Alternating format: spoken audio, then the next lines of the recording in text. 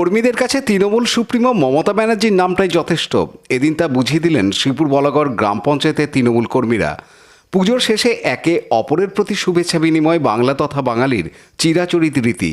আর এই সংস্কৃতিকে সম্মান জানিয়ে বৃহস্পতিবার হুগলির বলাগড় বিধানসভার অন্তর্গত শ্রীপুর বলাগড় গ্রাম পঞ্চায়েতের শ্রীপুর রাজতলা মাঠে বিজয় সম্মেলনের আয়োজন করে শ্রীপুর বলাগড় অঞ্চল তৃণমূল কংগ্রেসের কর্মীবৃন্দ। বৃহস্পতিবার দুপুর থেকেই অনুষ্ঠান মাঠে মিছিল সহকারে ভিড় করতে থাকেন হাজারে হাজারে মহিলা ও পুরুষ তৃণমূল কর্মী সমর্থকবৃন্দ। এদিন অনুষ্ঠান মঞ্চে শ্রীপুর বলাগড় গ্রাম পঞ্চায়েতের সমস্ত তৃণমূল পঞ্চায়েত সদস্যা, এলাকার করোনা যোদ্ধা, এএনএম, ভিআরপি ও আশাকর্মীদের সম্বর্ধনা জানানো হয়। বিশেষ করোনা যোদ্ধা হিসাবে শাল, পুষ্পস্তবক ও ব্যাজ পরিয়ে সম্বর্ধনা জানানো হয় বলাগড় থানার ভারপ্রাপ্ত আধিকারিক সুন্দর গোপাল মুখার্জি ও থানার করোনার নোডাল অফিসারের দায়িত্ব পালনরত রাজদীপ হাজরাকে। এছাড়া সমস্ত অতিথিবৃন্দকে ব্যাজ, উত্তরীয় ও পুষ্পস্তবক দিয়ে সম্মান জানানো হয়। অনুষ্ঠান মঞ্চে উপস্থিত কয়েক হাজার তৃণমূল কর্মী সমর্থকদের মিষ্টিমুখও করানো হয় এদিন। তবে এদিনের অনুষ্ঠান মঞ্চে দেখা যায়নি বলাগড়ের বিধায়ক অসীম মাঝি ও নবনিযুক্ত তৃণমূলের ব্লক সভাপতি নবীন গাঙ্গুলিকে। ঘটনাক্রমে ব্লক সভাপতি নবীন গাঙ্গুলি ওই পঞ্চায়েতের বাসিন্দা।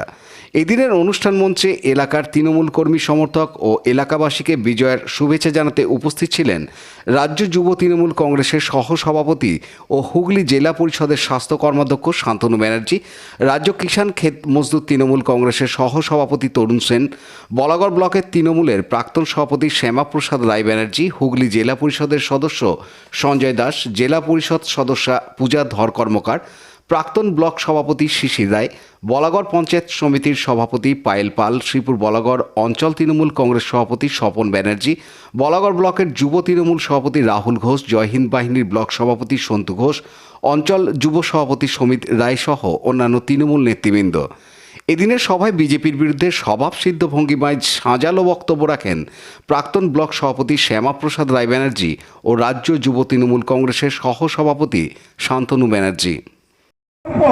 সেই যে অ্যাস্ট্রোলজার বলেছিল দিল্লি থেকে, তারপরে করোনা আরো বেড়ে গেল, ভয়াবহ আকার নিতে শুরু করলো। তাই তাদের ভাবনায় আপনারা ভুলবেন না, জননেত্রী মমতা ব্যানার্জির সঙ্গে থাকুন, পক্ষে থাকুন, উন্নয়নের সঙ্গী হন, তাহলেই আমাদের যেটা আজকে অনৈতিকভাবে মানুষকে শুধুমাত্র বিপদে ফেলার জন্য বসে আছে যে সরকারটা, সেই সরকারটার কান অবধি গিয়ে পৌঁছায়, যাতে সেই চেয়ারটা নড়ে যায়। এবং আমরা মনে করি সারা ভারতবর্ষে একমাত্র নেত্রী আছে মমতা বন্দ্যোপাধ্যায়, যিনি চাইলে একমাত্র এটা পারেন, যিনি চাইলে ভারতবর্ষের মানুষকে আবার দ্বিতীয়বারের জন্য স্বাধীন করতে পারেন। যেভাবে আমরা ইংরেজদের সময় পরাধীন ছিলাম, ঠিক তেমনিভাবে আমরা এখন পরাধীন হয়ে আছি।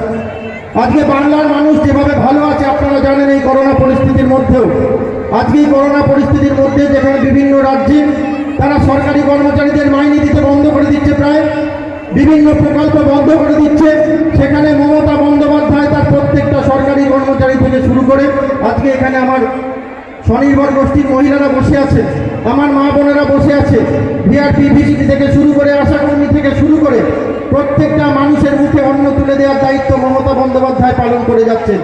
বলাগড় থেকে অনুপ প্রামাণিকের রিপোর্ট, হুগলি নিউজ।